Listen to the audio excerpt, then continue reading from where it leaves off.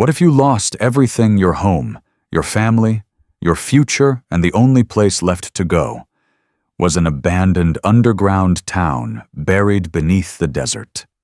This is the story of a woman who was betrayed, broke, and completely alone until she uncovered a forgotten world and a second chance no one ever saw coming. Stay with us, because what she found didn't just change her life, it might change the way you see second chances forever. Before we dive in, if stories like this mean something to you, hit subscribe and let us know in the comments, where in the world are you watching from? The autumn wind swept dry leaves across the cracked pavement as Margaret Doyle stood alone in the empty lot that used to be hers. 43 years of sweat, memory, and quiet dignity gone. Her hardware store, the only thing she had left after losing her husband, had just been auctioned off to strangers who saw only tools and profit, not the life built between those walls. She didn't speak. She couldn't. Her voice had been buried months ago beneath grief, beneath betrayal, beneath the kind of exhaustion that sits in your bones and makes your hands tremble. The shelves she and her late husband built, the vintage cash register she polished every Sunday, the community board layered in memories all picked apart by people who didn't know her name. She wore the cardigan he'd given her for their 25th anniversary, navy blue, soft at the edges, stretched thin over a frame grown smaller. Her gray hair was pinned neatly, her eyes distant eyes that once welcomed everyone in town, now staring past it all, hollow. No home, no money, no one left to call. And so, with a whisper of resolve, Margaret Doyle turned toward the mountains, chasing a story her husband once told. A story about a place lost beneath the earth. And maybe, just maybe, a place where she could be found again. The desert roads grew thinner the farther she drove. Asphalt faded into gravel, and then into dust. Margaret Doyle hadn't spoken a word aloud in over 3 hours, and the silence inside her aging Ford truck was heavy, like even the engine knew not to ask questions. The sun had dipped low behind the horizon, but the heat still radiated off the earth. In the passenger seat sat an old leather map, its edges curling, its ink faded. Her husband, Charlie, had drawn it decades ago, laughing as he told her stories of a mining settlement deep in the Nevada hills, a place called Pine Hollow. He said his grandfather worked there, said it was a town carved straight into the mountain itself. Margaret had always humored him, like one does with ghost stories told in soft light and warm arms. But now she wasn't chasing legends, she was chasing survival.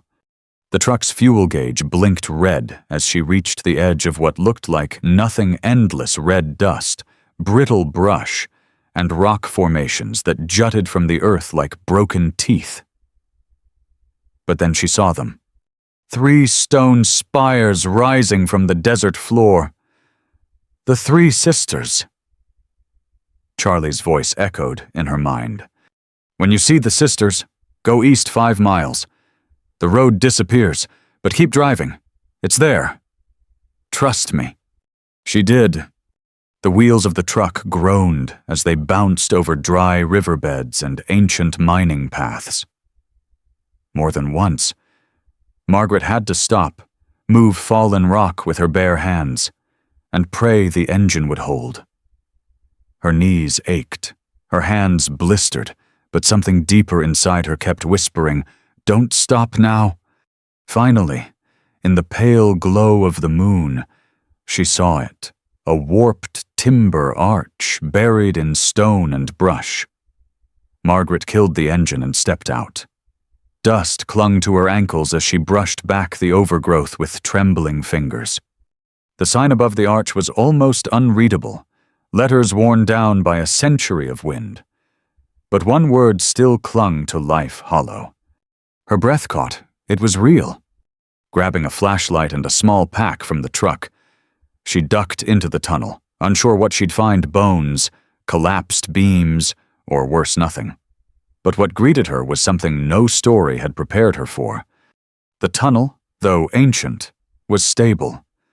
The support beams held strong, the air cool and still, and after what felt like 10 minutes of descent, the earth opened. Margaret froze. Her flashlight flickered across something impossible.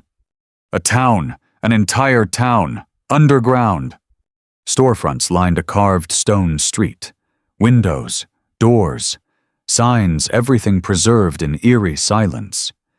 She saw a general store, a saloon, even what looked like a schoolhouse. Her light caught the glint of a child's tricycle, rusted but upright, outside a small home. She pressed a hand to her mouth. People lived here, people laughed here, cooked here, made love and mistakes and music here. The stillness wasn't abandonment. It was memory, thick in the air. She wandered in a daze until she reached a 2-story building at the far end of the main street. A boarding house. The sign read, "The Hollow Hearth." The front door hung ajar, creaking slightly as she pushed it open. Inside, the scent of time-old wood, dust. A hint of dried lavender filled her lungs. There were chairs arranged neatly around a fireplace. A staircase curved upward. A hallway of doors stretched into darkness. And for the first time in months, Margaret exhaled. She set her pack down and sat. The chair groaned beneath her, but held. Her legs trembled from fatigue. Her chest felt too tight. She hadn't eaten since morning, maybe longer, but hunger was a dull whisper behind the roar of everything she'd just seen. The stillness here wasn't lonely. It was sacred. She whispered to the empty room, "Charlie, you weren't making it up." The words hung in the air, unanswered. Margaret stood slowly, her bones stiff. She found the kitchen, and though there was no running water, she located a small pantry. Cans, jars, boxes, everything sealed, preserved, like whoever had lived here had expected to return, or never left. She opened a tin of beans with shaking hands and ate them cold, sitting at a wooden table by lamplight. She didn't care about the taste. It was survival. That night, she chose the room closest to the stairs. It had a small bed, a dresser, a mirror clouded by dust, and a quilt that had once been vibrant. Margaret spread her sleeping bag over the mattress and crawled inside. In the silence, tears finally came. Not the panicked sobs of losing everything. No. These were quieter, steadier tears of having found something, anything, when the world had given her nothing. She didn't know what tomorrow held. She didn't know if this town would collapse, or if someone would come looking for her. But in this strange, forgotten place beneath the earth, Margaret Doyle had done something she hadn't done in months. She fell asleep without fear. Margaret Doyle woke to silence, so complete it felt like time itself was holding its breath. For a moment, she couldn't remember where she was. The ceiling above her was made of rock, the air cool and dry. Then it came rushing back, the journey through the desert. The forgotten tunnel. The ghost town carved into stone. She sat up slowly, her joints protesting. The stiffness in her back a reminder that she was no longer young. Her sleeping bag crackled beneath her as she moved to her feet. A beam of morning light filtered through the single narrow window above, reminding her that even underground, the world still turned. She reached for her flashlight and moved cautiously through the boarding house. Dust motes floated in the beam of light like falling snow. In the kitchen, she boiled a bit of water over a rusted stove, using one of the old pots she'd found. The smell of something faintly metallic filled the air.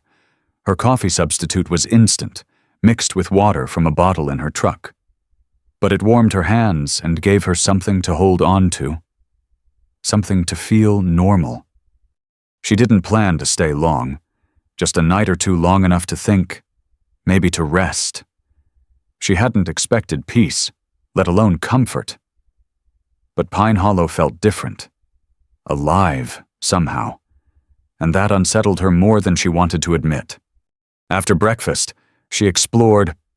She mapped the main street in her notebook, the general store, a chapel, a schoolhouse, what looked like a post office, and several homes built directly into the walls of the cavern. Everything had the same feeling preserved, untouched by time, waiting. In the general store, she found shelves still stocked canned goods, sewing kits, a rack of dusty playing cards, boxes of nails, tools hung on pegs. There were ledgers behind the counter, each one meticulously handwritten. Names, dates, purchases. She flipped through them slowly, her fingers brushing ink faded, but legible. Mrs. Avery, 1 pound flour, 2 candles. Credit extended. John Becker, returned borrowed tools. Payment waived. Margaret's brow furrowed. No prices, no signs of profit, no harsh red lines through unpaid debts, just records, like people had trusted each other. It didn't feel like a company store, it felt like a community. She found a small journal tucked beneath the counter. Someone's personal notebook? Most of the pages were blank, but near the front, written in careful script, was a single sentence. We built this place not just to survive, but to be left alone. Margaret read it twice, then closed the cover gently, as if she'd overheard a secret. She wandered further, down a side tunnel that led past what might have been the town's stables. The smell of hay was long gone, but rusted horseshoes hung from a wall. There was a silence here that didn't feel empty. It felt sacred. But then something caught her eye. Down another corridor, just past the chapel, she spotted a door she hadn't seen before, unlike the others. This one was reinforced thick wooden beams, rusted iron bands, and no handle, just a single round symbol carved into the center, a spiral with small triangles circling it. She pressed her palm to it instinctively. It was cold, solid. Was it storage vault or something else? Her heart picked up speed, and she stepped back, suddenly unsure if she wanted to know. She wasn't prepared for mystery. She barely had the energy to survive. Still, the door lingered in her mind as she returned to the boarding house that evening. She lit one of the oil lamps she'd found and set it on the table beside her dinner crackers and a tin of sardines. As she ate, her eyes wandered across the room. There were old maps pinned to one wall, dust-covered books on the shelf. Someone had lived here once, someone meticulous and quiet. She finished her meal and reached for one of the books. As she pulled it free, something fell from between the pages, a faded photograph. It showed a group of people standing proudly in front of the chapel. Men in vests, women in dresses, children holding hands. They weren't posing like strangers. They looked like a family. On the back, written in pencil, Pine Hollow, October 1901, United in Purpose. Margaret traced the words with her thumb. She didn't know why she was crying until the tears hit the paper. These people had built something meant to last, something that had lasted, because they believed in each other, in fairness, in something better than what the world had become. And now, by sheer accident or providence, she was standing where they had stood. Not just surviving, remembering. Suddenly, that sealed door didn't feel threatening. It felt like a question. Do you want to know the truth? Do you want to be part of it?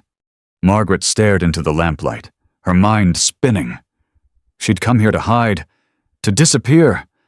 But maybe, just maybe, she was here to discover something that was waiting for the right person, Someone broken, someone lost, someone just like her. Margaret Doyle couldn't sleep. She lay on the stiff mattress in the old boarding house, listening to the distant creaks of a town that had no right still standing. The silence wasn't threatening, not anymore, but it was deep and ancient and filled with thoughts she couldn't outrun. She had come here broken, her home gone, her store gone, her husband gone, her daughter, well, she might as well have been gone too. Evelyn had taken Daniel's side in everything. The forged papers, the emergency refinancing, the false reassurances that everything would be fine, and then the eviction notice. They'd stood in her driveway and watched her cry. Neither said a word. But here, underground, Margaret had found something untouched, something pure, something worth protecting. That thought woke something inside her. The next morning, Margaret took the oil lamp and headed straight for the sealed door again, the one with the strange spiral and no handle.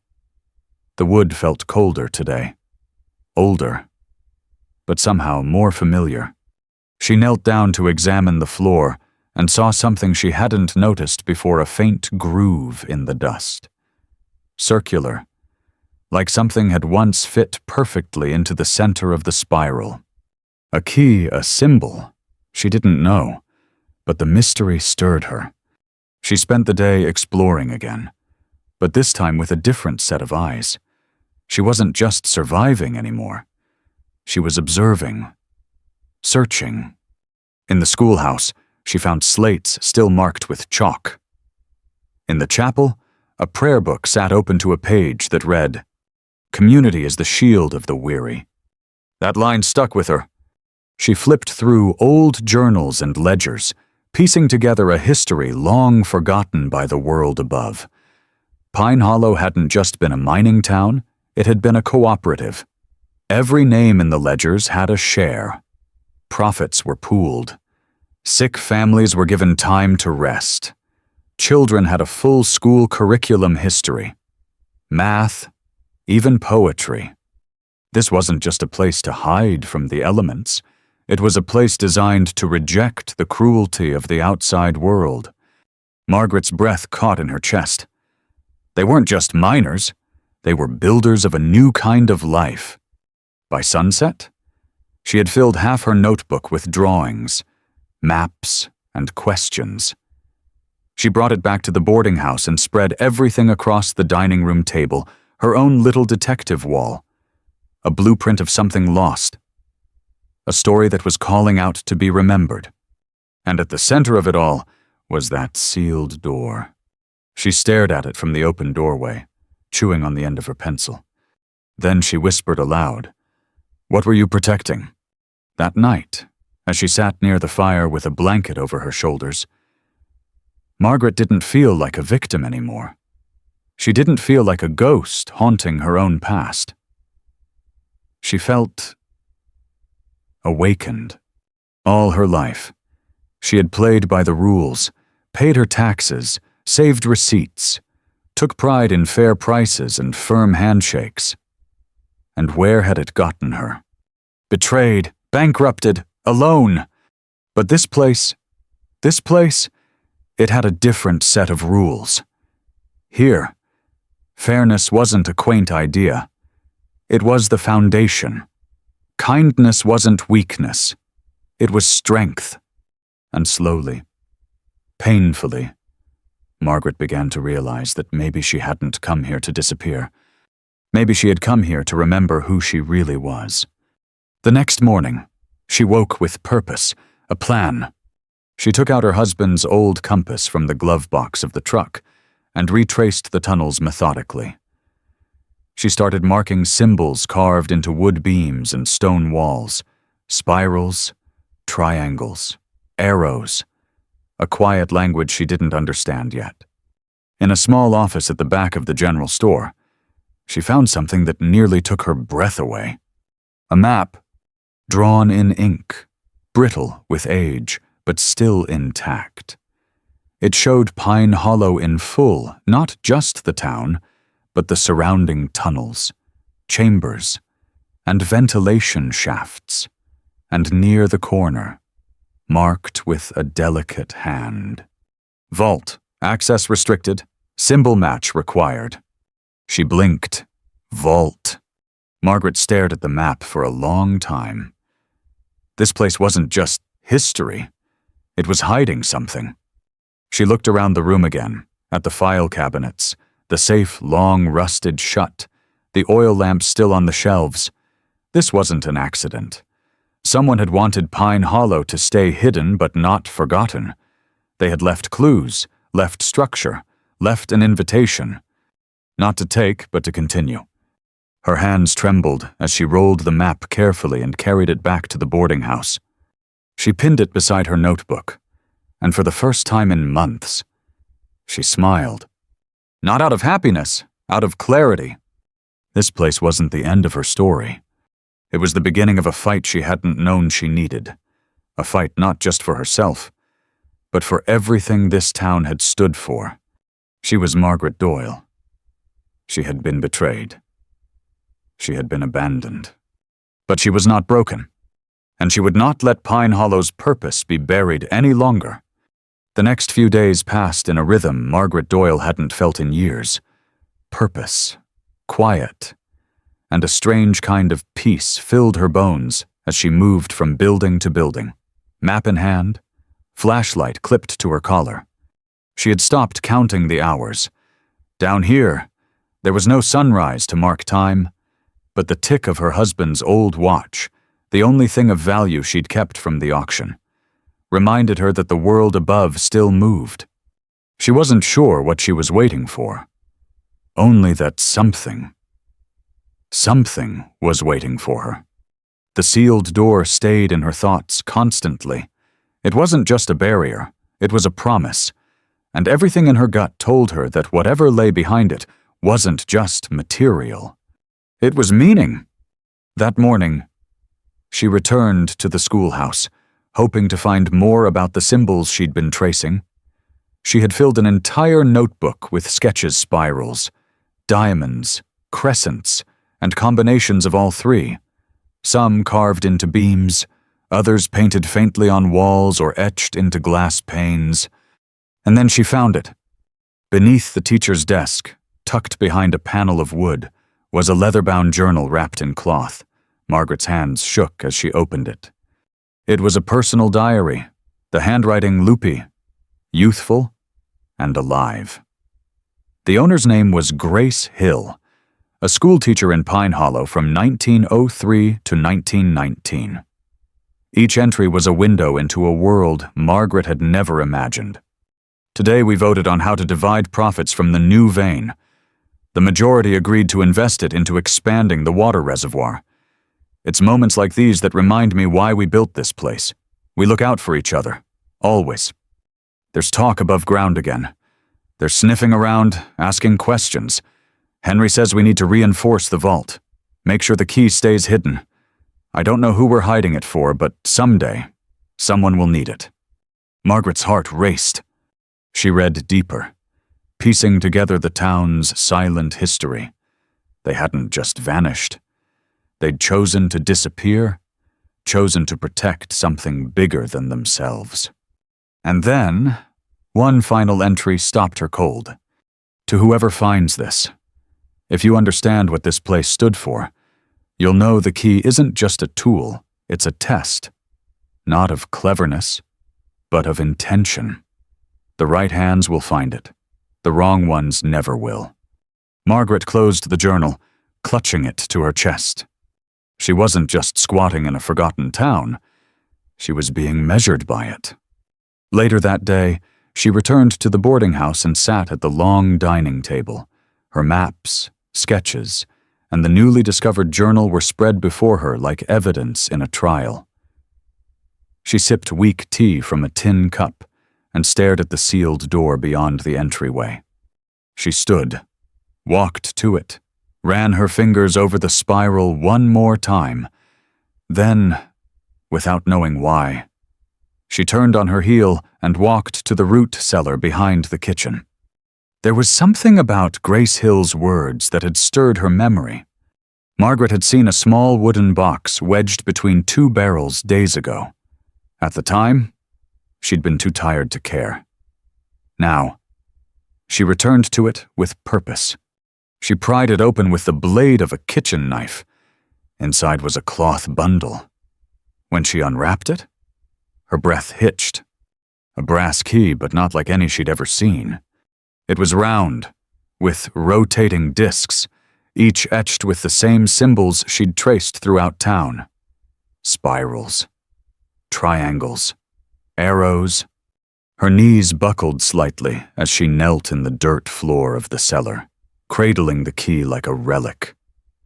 She didn't know how it worked yet, but she knew this was it. This was the key. The key someone had hidden for a future they'd never live to see. That night, she sat by the fireplace again. Oil lamp flickering beside her, the journal in her lap, and the key resting on the table in front of her like a sacred artifact. Her life, which had once revolved around invoices and inventory logs, had now narrowed into a singular, sacred question. What will you do with the truth once you find it? She remembered something Charlie used to say when things got hard. Margie, we weren't put on this earth just to survive. We were put here to build something better. And now, sitting in a forgotten town built by people who believed the exact same thing. Margaret finally understood what he meant. She picked up the key. Tomorrow, she would try it. Tomorrow, she would face whatever the vault was hiding, not as a squatter, not as a broken widow, but as a woman who had been tested and had not been found wanting. The next morning, Margaret Doyle didn't hesitate. She dressed deliberately, pulling on the same cardigan she'd worn the day she lost her store.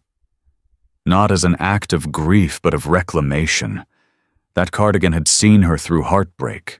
Now, it would witness something new. She walked to the sealed door at the back of the boarding house cellar, her boots crunching faintly on the dust-covered floor. The brass key felt heavy in her coat pocket, not just in weight, but in meaning. With one deep breath, she drew it out and pressed its base gently into the spiral carved at the center of the door.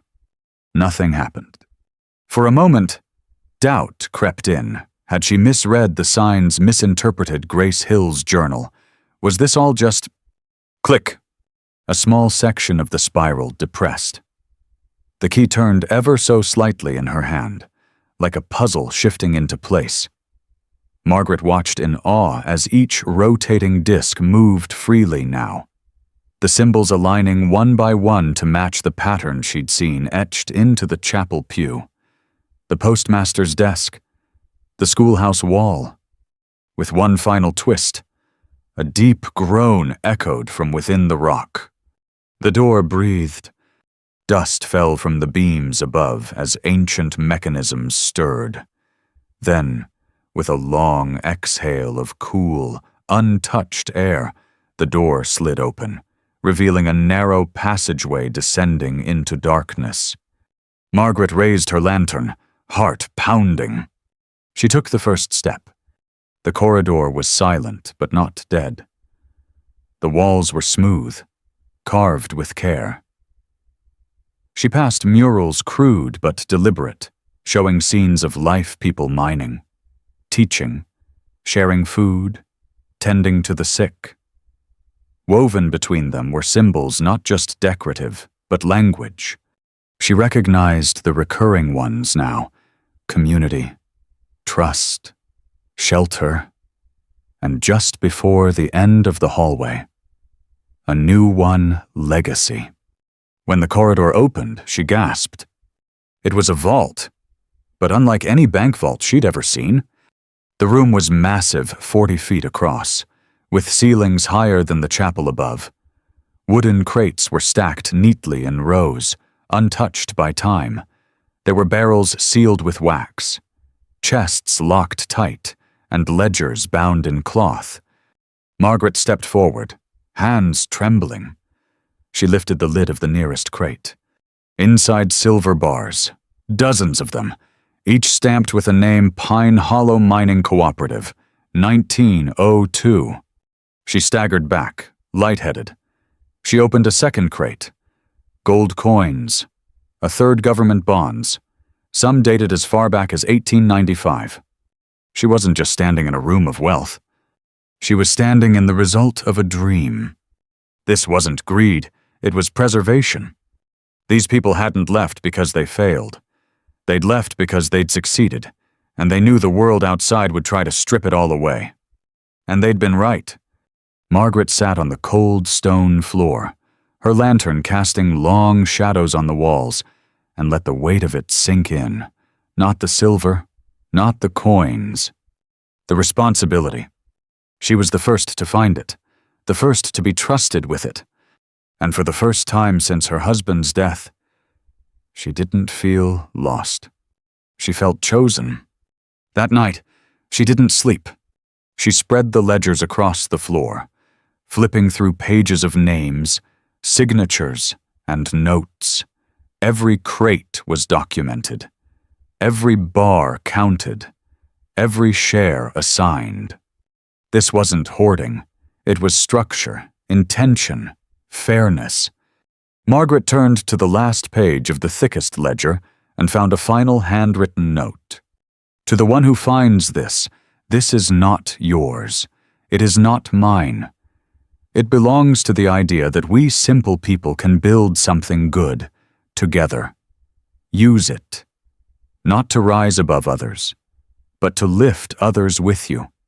If you understand this, then you are one of us. Tears rolled down her cheeks before she even realized they had come. She pressed her hand to the page. She did understand. And after a lifetime of doing everything the right way and being punished for it, she finally saw the truth.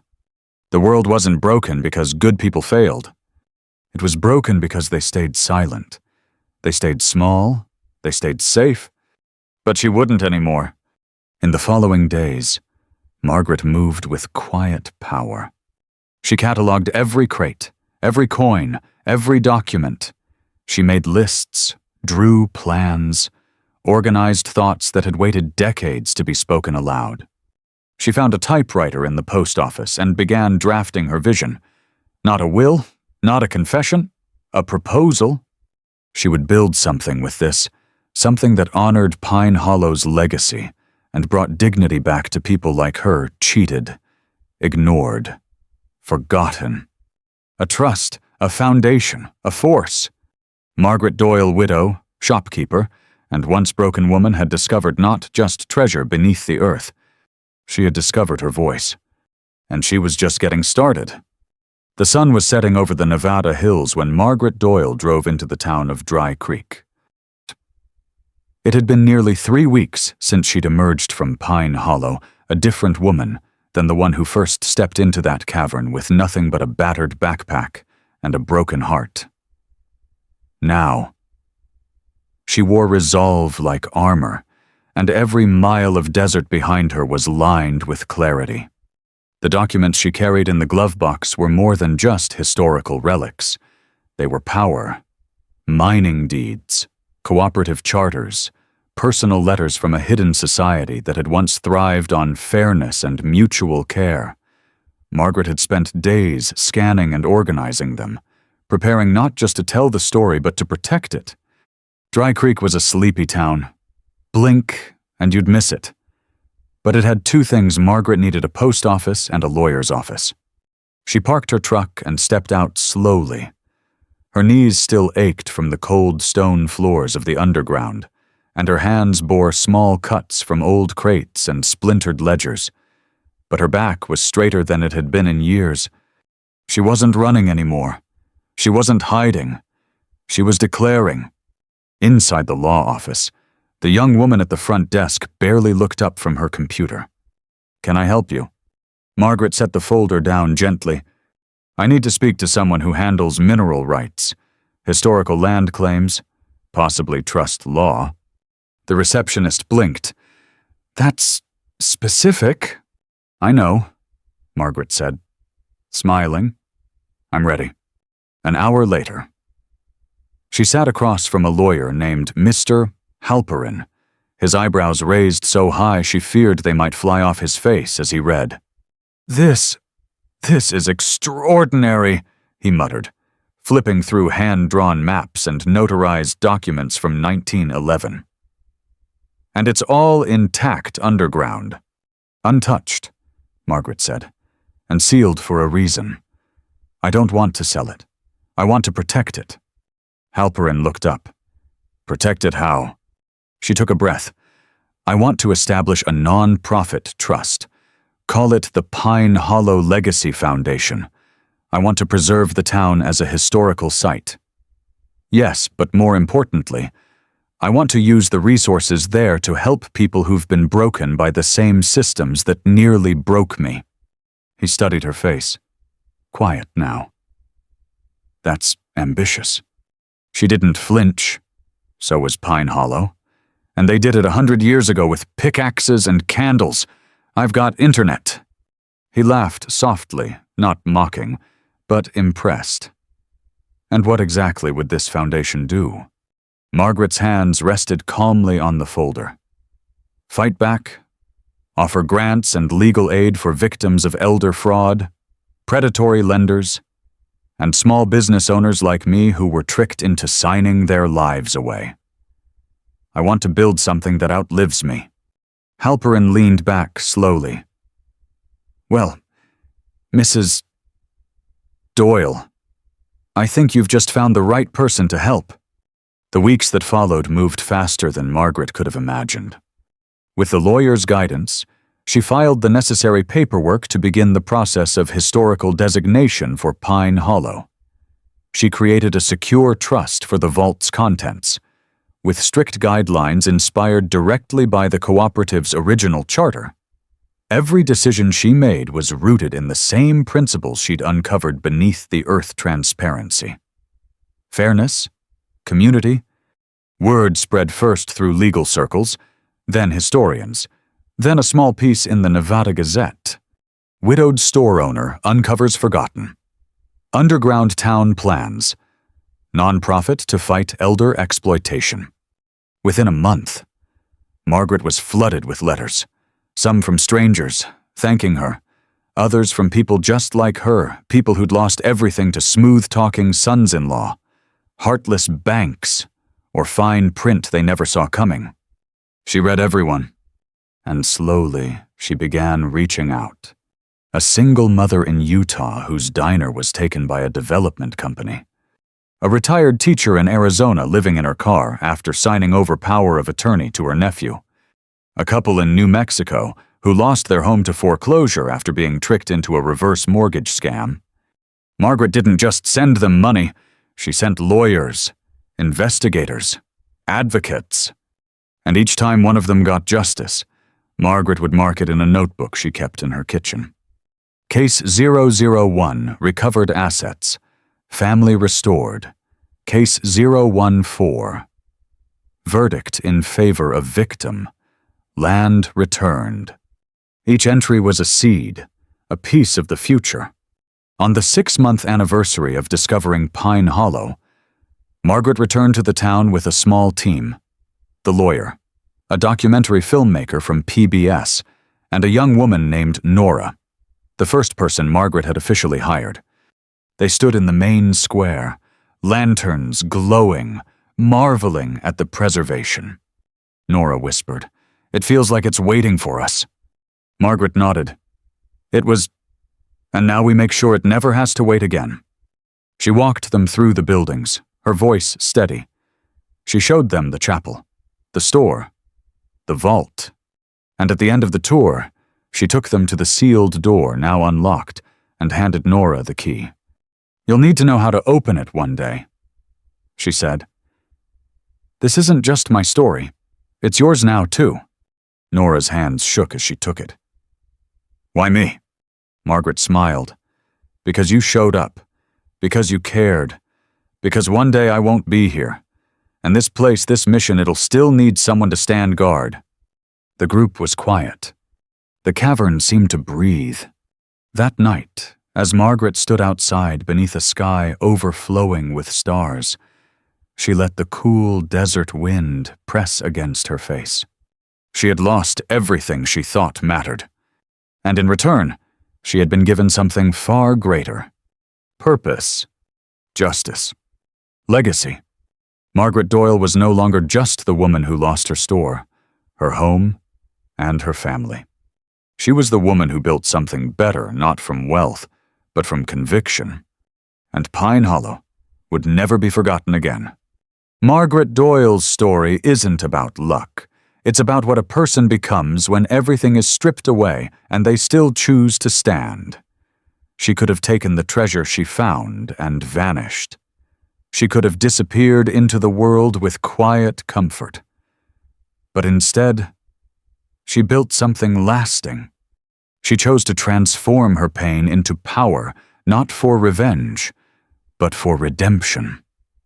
In a world that had turned its back on her, she looked deeper, reached further, and found that the greatest wealth isn't silver or gold. It's what you do when no one's watching. If Margaret's story moved you, subscribe. More powerful stories are on the way. Know someone who believes in second chances. Share this with them, because sometimes one hidden place changes everything.